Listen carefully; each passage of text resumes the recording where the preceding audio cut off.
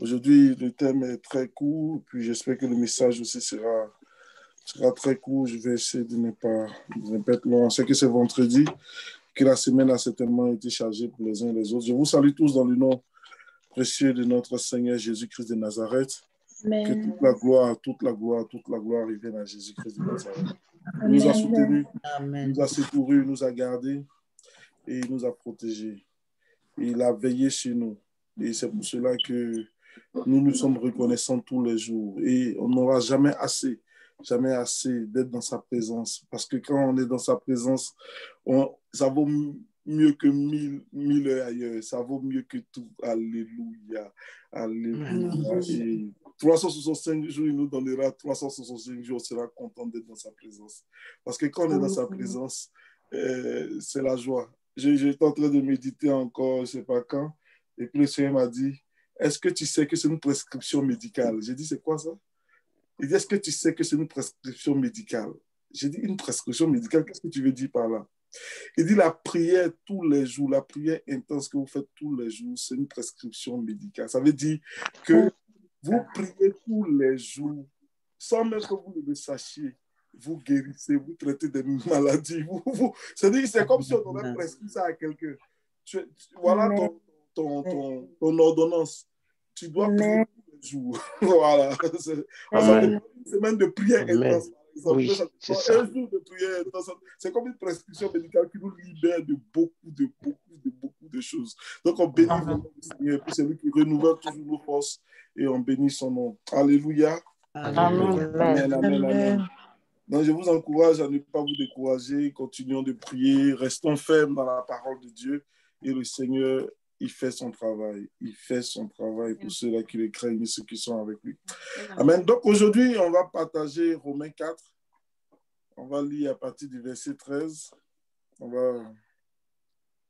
Le titre que je donne à ce petit message-là, c'est quasiment une introduction parce que je suis moi-même en train d'encore méditer vraiment dessus.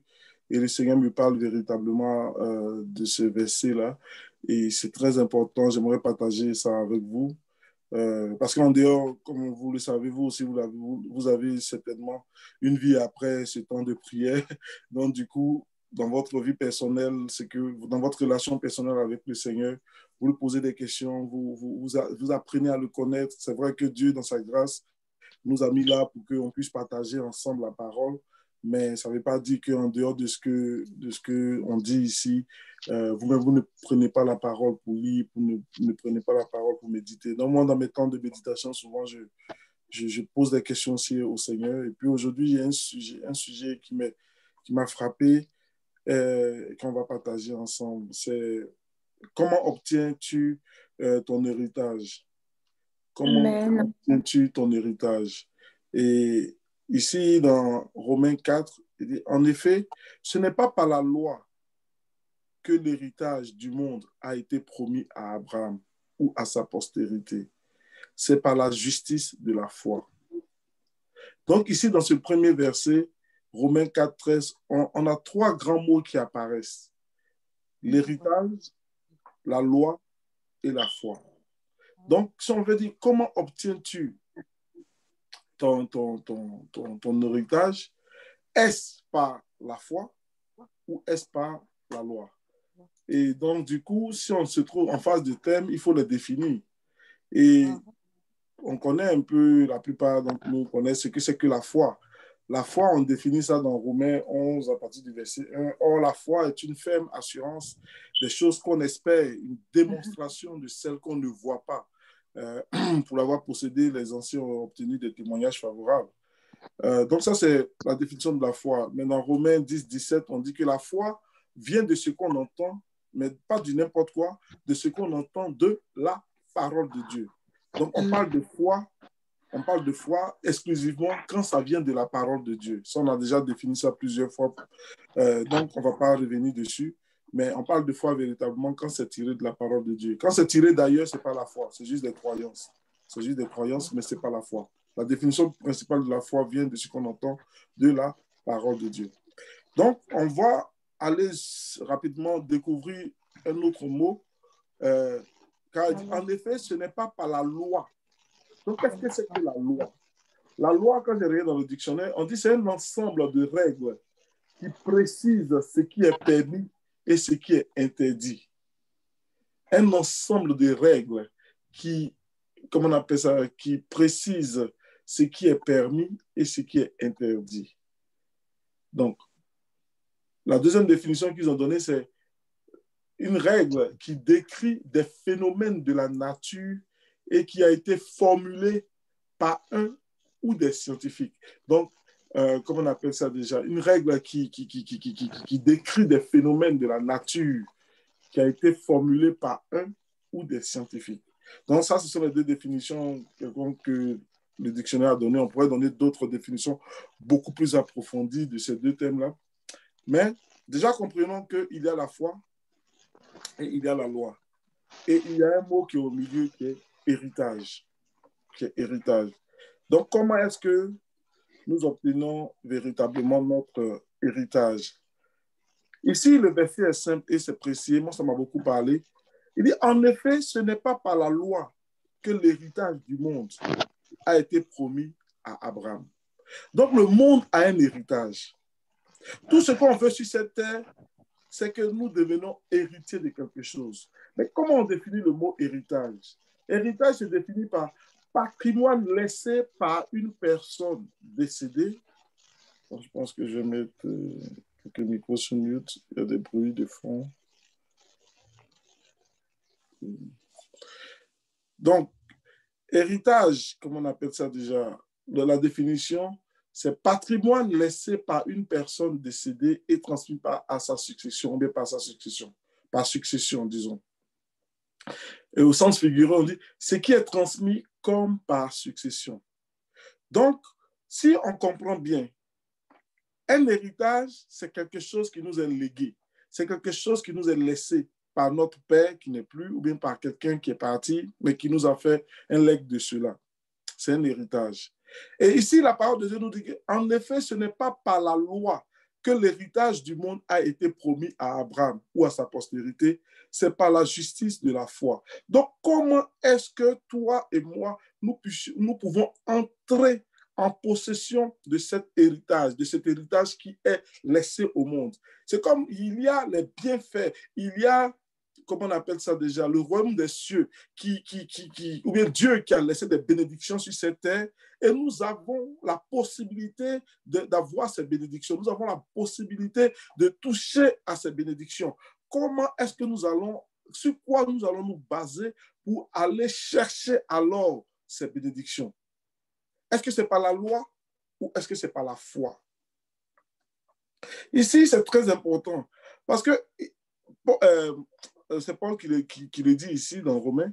Il dit, car si les héritiers le sont par la loi, du coup, la foi est vaine et la promesse est anéantie. Si et seulement si on obtient les choses de ce monde, on obtient l'héritage que Dieu a laissé sur cette terre, si on obtient ça par la loi, du coup, la foi est vaine. La foi est vaine. Comment est-ce qu'on peut obtenir quelque chose par la loi? Par exemple, on vit au Canada, il y a des lois qui sont établies. Pour être Canadien, il faut que tu sois né de père et de mère canadienne, il faut que tu sois né sur le territoire canadien. Donc, tous ceux qui respectent ces règlements-là, du coup, ils vivent avec la loi. Pour pouvoir obtenir un emploi, ou bien il faut avoir telle chose. Voici les critères qui sont définis par la loi pour entrer en possession de quelque chose. Donc, tous ceux qui fonctionnent par la loi, les hommes du monde, les principes modernes, eux, ils fonctionnent par la loi. Tu vas expliquer certaines choses à certaines personnes, ils vont te parler ils sont intelligents, bien sûr, mais ils vont te parler selon l'intelligence que la loi a établie. Selon la loi, c'est comme ça que ça fonctionne. Selon la loi, c'est comme ça que les choses se font. Selon la loi, c'est comme ça qu'il faut s'y prendre pour obtenir quelque chose. Donc, du coup, tous ceux qui fonctionnent avec la loi, ils fonctionnent avec les principes que les humains ont mis en place. Et sortir de ces principes, du coup, devient pour eux quelque chose de pas bien. Donc, on dit tu violes la loi.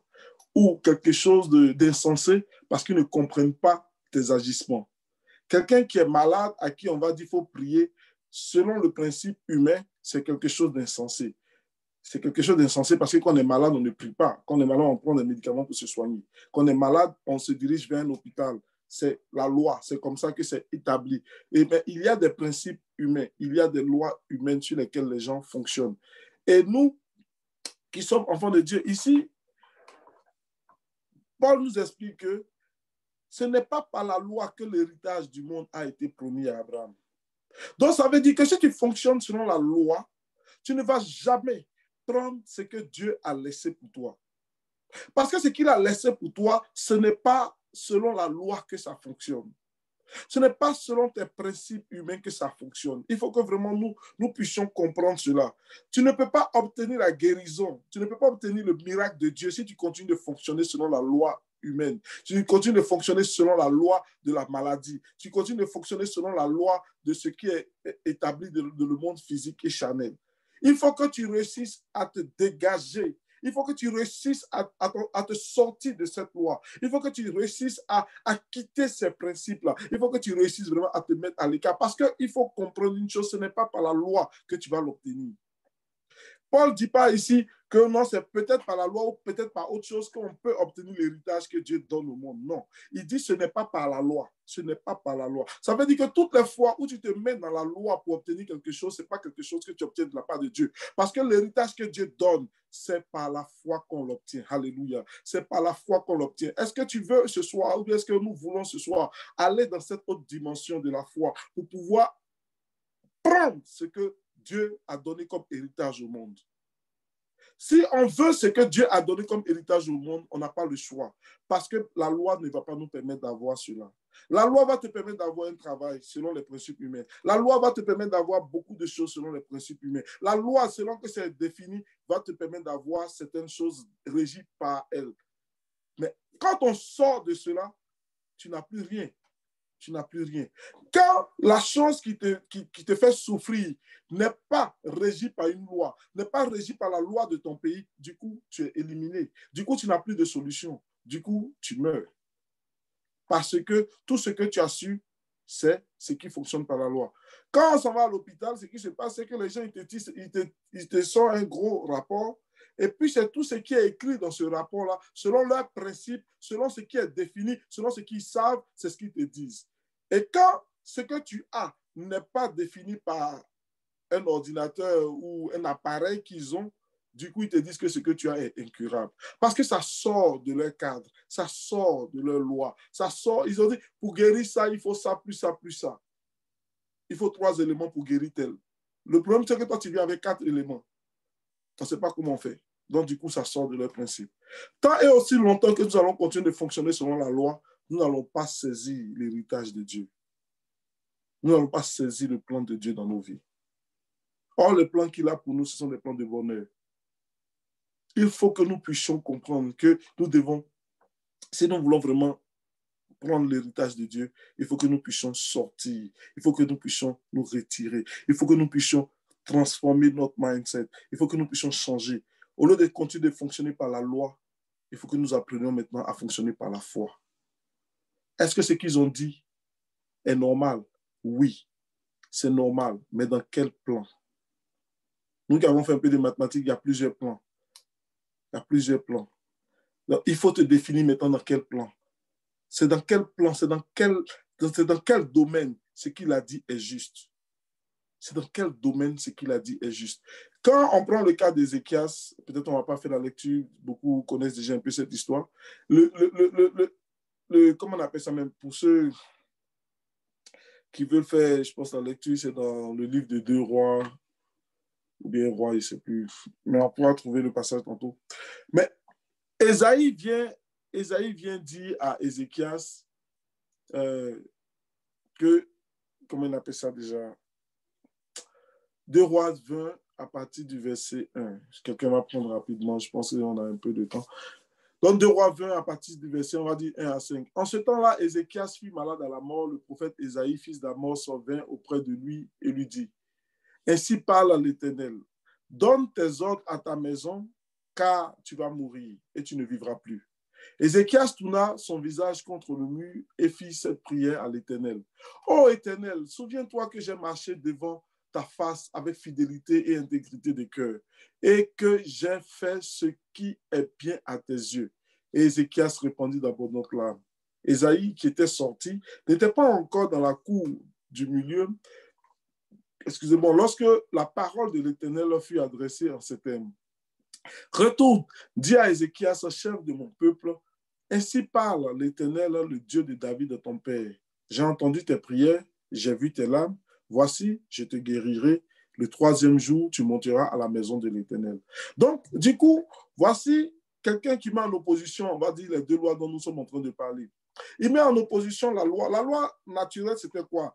Ce que Dieu lui a dit que tu vas mourir, c'est le diagnostic du médecin. Ce qu'il a dit n'était pas faux. Ce n'était pas faux. Que Ézéchias allait mourir, c'est la réalité. Et certains se trouvent dans des hôpitaux actuellement à qui le médecin dit cela. Mais le médecin le dit en connaissance de... C'est selon le plan dans lequel il se trouve. Il se trouve sur un plan terrestre. Sur ce plan terrestre, lorsque tu as ci plus ça, du coup, ça égale à la mort. Donc, du coup, il te donne un résultat juste. Pas que le résultat est faux, il te donne un résultat juste, mais le résultat est simplement juste dans un domaine précis. Dans un domaine précis, ce résultat est juste. Mais lorsque tu fais l'effort de sortir de ce domaine, alors tu trouves que ce résultat, certes, il était juste, mais il n'était pas complet, parce que la réalité, c'est que dans le domaine dans lequel moi je me trouve maintenant, je peux guérir, je peux être sauvé. Lorsque tu prends certaines maladies, aussi anodines qu'elles puissent être, tu vas les envoyer en Afrique ou bien dans d'autres pays où les gens n'ont pas peut-être la médecine développée ou bien certaines choses. La même maladie peut tuer quelqu'un là-bas. Ça peut le tuer. Des gens meurent pour moins que 1000 francs. Des gens meurent pour moins que 100 000. En Afrique ou dans d'autres pays, je ne sais pas. Mais quand tu vas au Canada ou bien dans des pays développés, ou bien même comme en France, whatever, où la médecine est développée, il y a certaines choses qui devaient tuer la personne. Normalement, si et seulement si elle n'était pas en France. Mais on les sauve. Ils ont fait une greffe de cœur, ils ont fabriqué un cœur, et ils ont mis ça dans la poitrine de quelqu'un. Et ce gars, il vit encore aujourd'hui. Donc, du coup, cette même maladie aurait tué quelqu'un qui est peut-être en Afrique ou bien dans d'autres pays, mais en France, il a été sauvé. C'était quelque chose d'expérimental, mais il vit avec ça. Pour dire, ça dépend simplement de là où tu es. Donc, selon les données, Ézéchias, lui, devait mourir. Il devait mourir. Mais il n'a pas accepté cela. C'est vrai que sur le plan humain, voilà ce que les humains ont dit. Je dois mourir. Mais moi, je ne veux pas rester sous la loi humaine. Je ne veux pas rester sous la loi. Il dit, c'est pourquoi les héritiers le sont par la foi. Alléluia. J'entre dans mon héritage par la foi. Je n'entre pas dans mon héritage par la loi. Parce que pour entrer dans mon héritage par la loi, il faut que je respecte toutes les conditions de la loi. Le problème, c'est que je ne respecte aucune condition de la loi. Donc, du coup, le monde classe que je ne peux pas entrer dans mon héritage.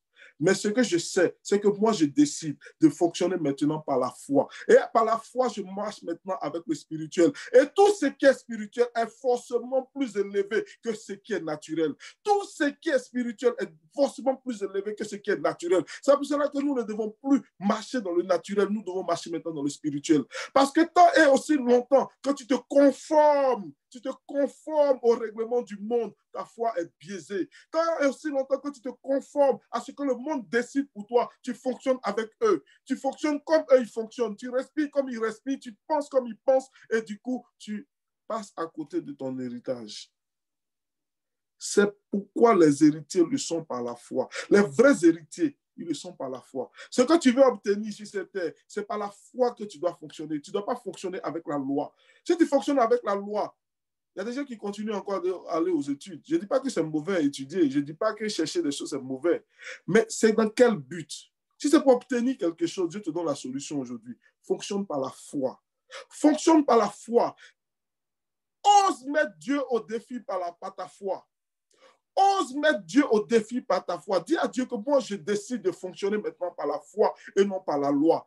Pas parce que je sais, mais parce que je crois en toi. Et que toi, Dieu, rien n'était impossible.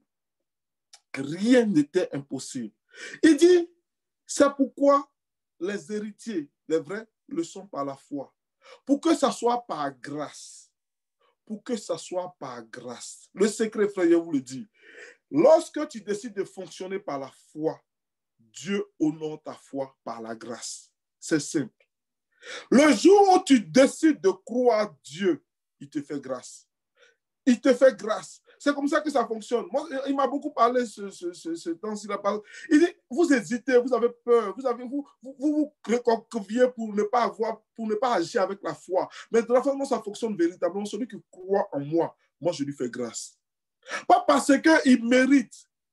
La grâce, c'est un don immérité. Ce n'est pas quelque chose que tu mérites. Ce n'est pas parce que tu pries beaucoup, ce n'est pas parce que tu chantes beaucoup, ce n'est pas parce que tu fais ça beaucoup que ça devient un mérite pour toi. Non, c'est juste que tu as foi en Dieu. Alors lui, il honore ta foi par la grâce. Il te fait grâce. Il te fait simplement grâce parce que tu lui as fait confiance. Parce que tu as accepté de lui faire confiance. Alors lui, Dieu, il te fait grâce. Il dit, c'est pourquoi les héritiers le sont par la foi, pour que ça soit par grâce. Nous sommes sauvés au moyen de nous sommes sauvés par grâce. Nous sommes sauvés par la grâce au moyen de la foi qu'on met dedans. Vous voyez un peu? Si tu décides de faire foi en Dieu, il va faire grâce. C'est parce qu'on n'a pas foi en lui qu'on ne bénéficie pas de sa grâce. Sinon, il veut nous gracier, il veut nous faire grâce dans toutes nos demandes. Il veut nous faire grâce. Parce que qu'est-ce qu'on va faire pour faire bouger Dieu? On ne peut pas faire bouger Dieu. Tu ne peux pas faire bouger Dieu. Il est Dieu. Tu ne peux pas le faire bouger. Alors quand tu crois en lui, il te fait grâce simplement parce que tu as demandé, parce que tu es allé avec foi, parce que tu es allé avec assurance. Tu es allé avec assurance. Ici, Ézéchias, il a dit, OK, dans ce domaine précis, on m'annonce la mort. C'est vrai, c'est Dieu qui l'a dit, je suis d'accord. Mais je vais aller à un autre niveau. Je vais aller maintenant dans le spirituel. Qu'est-ce que ça dit? Les médecins disent, je suis mort, que la maladie que j'ai, elle est incurable. Oui, ça, c'est le pronostic des médecins. Mais moi, qu'est-ce que j'accepte de croire? J'accepte de croire qu'il y a un Dieu, le véritable créateur du ciel et de la terre. Celui-là qui a créé toutes choses. Celui-là qui ressuscite les morts. Celui-là qui change les donnes. Celui-là qui divise la mer en deux. Celui-là qui parle et appelle ce qui n'existe pas comme ça existait. Oh, c'est dans ce domaine-là que je vais aller. C'est lui que je vais aller consulter. C'est lui que je vais aller voir parce que je décide de me détacher de ce qui est mondain, de ce qui est mortel, pour aller m'accrocher à ce qui est spirituel. Qu'est-ce que Dieu dit? Alléluia. Je veux aller chercher ce que lui il dit. Parce que ce que les hommes m'ont dit, ça c'est sous la loi, ça c'est sur les commandements, ça c'est sur ce que je dois faire ou ce que je ne dois pas faire. On dit il faut manger gros, faut manger, il ne faut pas manger, il faut faire ci, il ne faut pas faire ça, il faut ci, il faut ça. Pour que tu aies longue vie. Ah, il faut faire beaucoup de sport. La Bible ne dit pas que je dois faire beaucoup de sport pour avoir longue vie. La Bible dit, honore ton père et ta mère et tu auras longue vie sur cette terre où nous sommes. C'est comme ça que ça marche. C'est le domaine spirituel qui commande le physique. Il y a des gens qui ont fait du sport du matin au soir, ils sont morts avant nous. Frères et sœurs, ce n'est pas ça qui donne la vie éternelle. Ce qui donne la vie, véritablement, c'est la parole de Dieu. Qu'est-ce que Dieu dit? La sagesse vaut mieux que tout l'or du monde. C'est comme ça qu'il faut commencer à chercher. C'est comme ça qu'il faut que nous commencions à réfléchir. C'est vers là que nous devons nous attendre. Qu'est-ce que Dieu dit? Quittons la loi. Quittons la loi.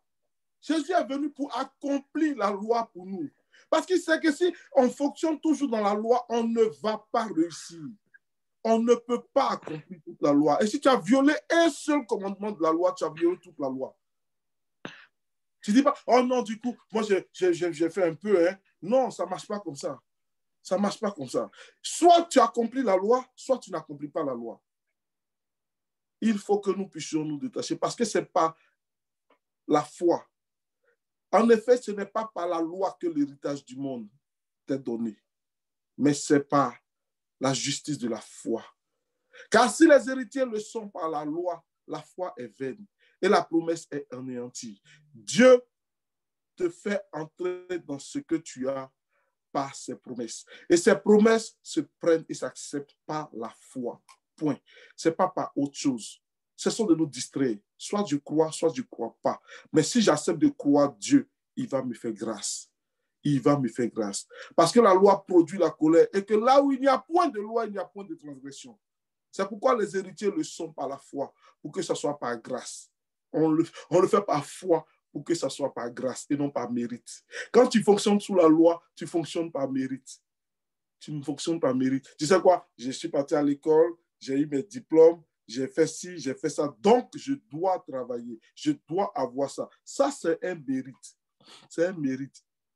Et ce mérite, tu le fonctionnes, tu l'agis avec la loi. Mais par grâce. Tu dis, Seigneur, il dit, je t'ai établi Père d'un grand nombre de nations. Il est notre Père devant celui auquel il a cru.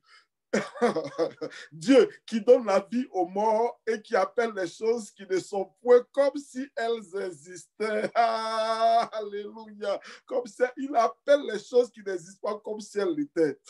Abraham, il a espéré comme toute espérance. Il n'y a plus espoir. Il n'y a plus espoir. La loi dit c'est fini, c'est fini. À 100 ans, on ne fait pas enfant. Abraham, écoute-moi très bien. À 90 ans, les femmes n'accouchent pas dans le quartier. Dans le monde où on est là, à 90 ans, c'est fini pour toi. Abraham, c'est ce que la loi dit. Et tiens-toi à ça. Il dit non. Il dit non. Il dit non. Il dit, moi, Abraham, je ne vais pas m'arrêter là. Je vais aller à une autre dimension. Espérant contre toute espérance, il crut en sorte qu'il devait faire d'un grand nombre de nations selon ce qui lui avait été dit. Telle sera ta postérité. Et sans faiblir dans la foi, sans faiblir dans la foi, il ne considéra point que son corps était déjà usé. Ah, pasteur, prie pour moi, j'ai commencé à avoir 40 ans, je n'ai pas mari, je n'ai pas femme. Il dit, Abraham dit que lui, il n'a pas considéré son corps comme étant usé. Ah, il n'a pas considéré ça parce qu'il ne vivait pas selon la loi. Il a accepté de ne pas vivre selon la loi, selon les principes humains. C'est écrit où qu'une femme de 100 ans ne peut pas se marier. C'est écrit où qu'une femme de 80 ans ne peut pas se marier.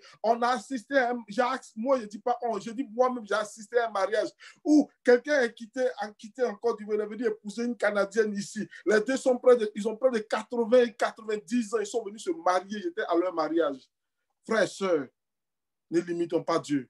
Ne limitons pas Dieu. Abraham, sans faiblir dans la foi, n'a pas considéré que son corps était usé. Oh, je commence à avoir 30 ans, je me sens vieille. C'est du grand n'importe quoi. Ne vous considérez pas comme ça. Allez avec le fonctionnement de la foi. Allez comme Dieu dit. Il dit, il va le faire et il va le faire. Tenez-vous à ses promesses. Puisqu'il avait près de 100 ans et que Sarah n'était point. Enfin, il ne douta point par l'incrédulité au sujet de la promesse de Dieu. Mais il fut fortifié par quoi? Il ne fut pas fortifié par la loi, non, parce que la loi était déjà bouclée. La loi, pour elle, c'est fini. On n'a pas d'enfant à cet âge. Mais il fut fortifié par quoi? Par la foi. Foi, donnant gloire à Dieu et ayant pleine conviction que ce que Dieu promet, il peut aussi l'accomplir. Frères et sœurs, marchons par la foi. Marchons par... Acceptons, osons mettre Dieu au défi. Défions la foi de Dieu. Tu dis, Dieu, moi, je décide de te faire confiance. 2021, c'est pour moi, c'est pas pour quelqu'un d'autre. Pourquoi? Parce que je marche par la foi. Je vais marcher par la foi. Je ne vais pas me limiter par la loi. J'ai établi des principes. Tous ces principes seront brisés au nom de Jésus-Christ de Nazareth. Au nom de Jésus. Il faut que nous le croyions, il faut que nous le saisissions. Et c'est pourquoi cela lui fut imputé. Mais ce n'est pas à cause de lui seul qu'il est écrit que cela lui fut imputé. C'est à cause de nous. À qui sera imputé? À nous qui croyons en celui qui a ressuscité des morts, Jésus-Christ notre Seigneur. Frères et sœurs, cessons de nous conformer à la loi. Cessons de nous conformer aux principes de ce monde. Cessons de nous conformer à ce que les gens ont dit ou les gens n'ont pas dit. Nous, osons croire Dieu. Osons sortir de ça. Osons sortir de ces choses naturelles. C'est normal, vous savez, c'est ce qui est écrit. Ouais, même tu sais, l'autre là, c'est par là, il est passé. Ah non, l'autre là, c'est comme s'il a fait. Et puis nous tous, on se confond dedans, des moutons de Panurge, on suit. Parce que c'est comme ça les autres ont fait. Nous aussi, c'est le chemin qu'ils ont tracé. Il n'y a même pas un qui a dit non. Ce n'est pas parce qu'eux, ils ont fait ça que moi, je vais faire ça. Si pour eux, ça leur a pris 10 ans, moi, ça ne va pas me prendre 10 ans. Si pour eux, ça leur a fallu un doctorat pour avoir 20 000 $ par mois, moi, ça ne va pas me prendre un doctorat pour avoir ça. Pourquoi est-ce qu'on ne cherche pas à penser autrement? Pourquoi est-ce qu'on veut toujours se mettre dans le moule? Parce que les autres sont dedans, nous tous, on se met bourré et qu'on est bourré dans la même connerie, dans la même bêtise, et puis on sort avec les mêmes résultats, et puis après on se... Il faut que nous sortions. Il faut que nous sortions de la loi. Il faut que nous sortions notre raisonnement de ce que le monde a déjà tracé. Parce que nous, ce que nous visons, c'est l'héritage de Dieu. C'est ce que ton Dieu t'a promis. C'est ça, toi, tu cherches. Ce n'est pas ce que les hommes t'ont promis. Ce n'est pas ce que le monde t'a promis. Si c'est ce que le monde t'a promis que tu cherches, je te dis, je suis le premier à te dire, conforme-toi à leur loi. Conforme-toi à leur loi. Parce que si tu ne te conformes pas à leur loi, tu ne vas pas avoir ce qu'ils t'ont promis. Mais toi, ce que tu cherches véritablement, c'est ce que Dieu t'a promis. Et Dieu te dit aujourd'hui que pour avoir l'héritage que lui t'a promis, il faut que tu fonctionnes par la foi. Il faut que tu fonctionnes par la foi. Il faut que tu fonctionnes par la foi. Mon juste vivra par la foi. C'est par la foi que les choses se passent. Ce n'est pas par la loi. Il faut que nous comprenions cela. Il faut que nous soyons renouvelés. Il faut que notre intelligence soit renouvelée. Il faut ramener le débat à Dieu. Il faut inclure Dieu dans tout ce que tu fais. Quelqu'un t'a insulté, tu dis, Dieu, tu as vu ce qu'il m'a dit? Tu as entendu ce qu'il m'a dit, non? Toi, tu t'adresses à Dieu. Quelqu'un t'adresse, tout ce que tu fais, tu l'amènes dans le monde spirituel. Tu l'amènes là-bas directement. Il t'a regardé mal, Seigneur, tu as vu comment il m'a regardé. Mais est-ce que dans ton royaume, on regarde les gens comme ça? On ne regarde pas les gens comme ça. Seigneur, prends ma défense. Tout ce que tu fais, tu fonctionnes avec le spirituel. Tu quittes le débat. Tu quittes le débat de ce que le monde a conçu. En tout cas, vraiment, c'était pour ne pas être trop long. C'est ce que vraiment le Seigneur avait mis à mon cœur pour que nous puissions partager cela. Mais je continue toujours de méditer vraiment dessus. Et moi, ça me fait beaucoup de bien. Et je vois que, avec cette approche-là, il y a beaucoup de choses que le Seigneur veut faire pour nous. Mais tant et aussi longtemps que nous étions limités par la loi, nous étions dans un canevas. Et ce canevas-là n'est pas très grand. Il n'est pas très grand. Mais quand nous sortons de ce canevas, nous avons la possibilité d'atteindre toutes les promesses de Dieu dans nos vies. Toutes les promesses. Pas une, pas deux, mais toutes les promesses. Parce que tout se définit d'abord par l'esprit. Tout est défini dans le spirituel. Et après, ça devient physique.